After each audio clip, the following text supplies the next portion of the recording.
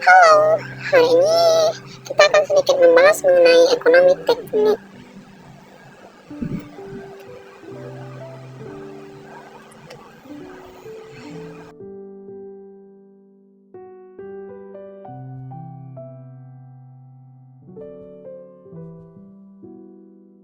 Kita akan membahas mengenai ekonomi teknik.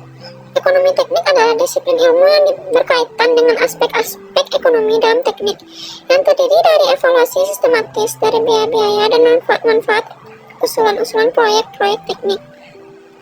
Secara ekonomis berarti melaksanakan keputusan dalam keterbatasan sumber daya yang ada, memilih alternatif berdasarkan finansial, material, dan human resource yang ada untuk mendapatkan hasil yang optimal. Seringkali dikatakan bahwa secara ekonomi berarti melakukan pilihan dalam kelangkaan serta berupaya untuk mencapai hasil optimal. Ilmu ekonomi adalah suatu studi yang mempelajari bagaimana masyarakat mempergunakan sumber daya yang langka untuk memproduksi komoditas yang berharga dan mendistribusikannya di antara orang-orang berbeda. Sedangkan teknik adalah profesi yang pengetahuan tentang matematika dan ilmu pengetahuan alam yang diperoleh dengan studi, pengalaman, dan praktek dipergunakan dengan bijaksana dalam mengembangkan cara-cara untuk memanfaatkan secara ekonomi bahan-bahan dan kekuatan untuk kemanfaatan umat manusia.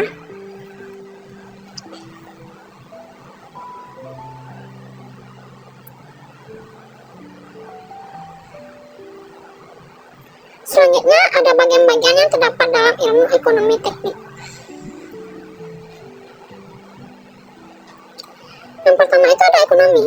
Ekonomi itu suatu studi yang mempelajari bagaimana masyarakat mempergunakan sumber daya yang langka untuk memproduksi komoditas yang berharga dan mendistribusikannya di antara orang-orang berbeda. Yang kedua ada teknik. Teknik itu merupakan profesi yang pengetahuan tentang matematika dan ilmu pengetahuan alam yang diperoleh dengan studi, pengalaman, dan praktek dipergunakan dengan bijaksana dalam mengembangkan cara-cara untuk memanfaatkan secara ekonomis bahan-bahan dan kekuatan untuk kemanfaatan umat manusia. Lalu ada ekonomi teknik. Ekonomi teknik itu disiplin ilmu yang berkaitan dengan aspek-aspek ekonomi dalam teknik yang terdiri dari evaluasi sistematis dari biaya-biaya dan manfaat-manfaat usulan-usulan proyek teknik. Lalu ada fungsi permintaan yang merupakan fungsi yang menghubungkan antara variabel harga dan variabel jumlah barang dan jasa yang diminta.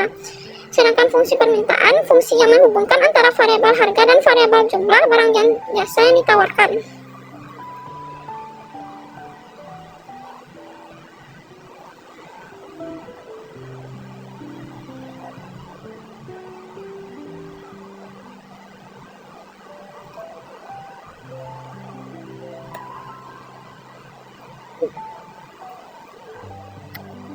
Mengapa engineer itu perlu belajar mengenai ekonomi teknik?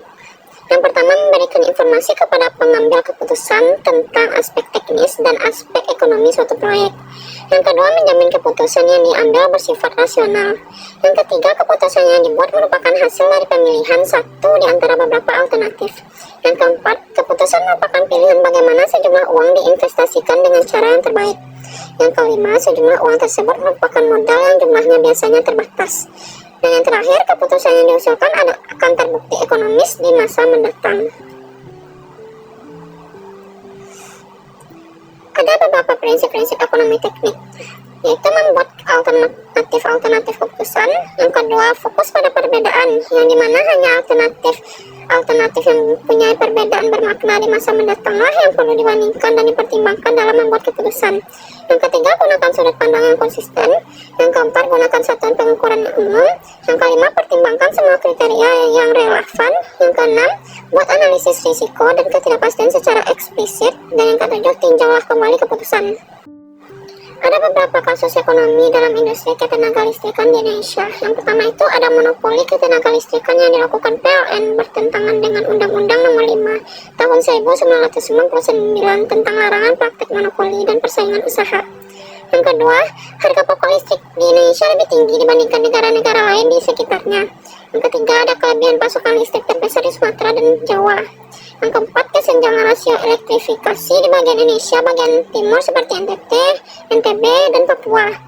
Lalu ada ketergantungan pada komoditas batubara membuat perekonomian Indonesia berisiko ke depannya.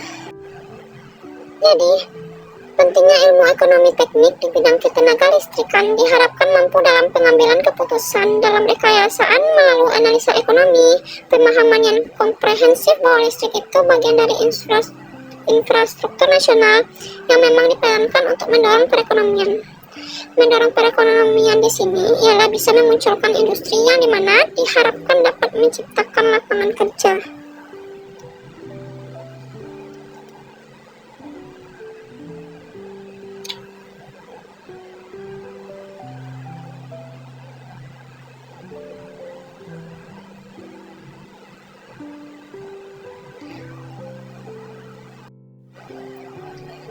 Sekian dari pembahasan kita kali ini. Apabila ada kesalahan mohon dimaafkan.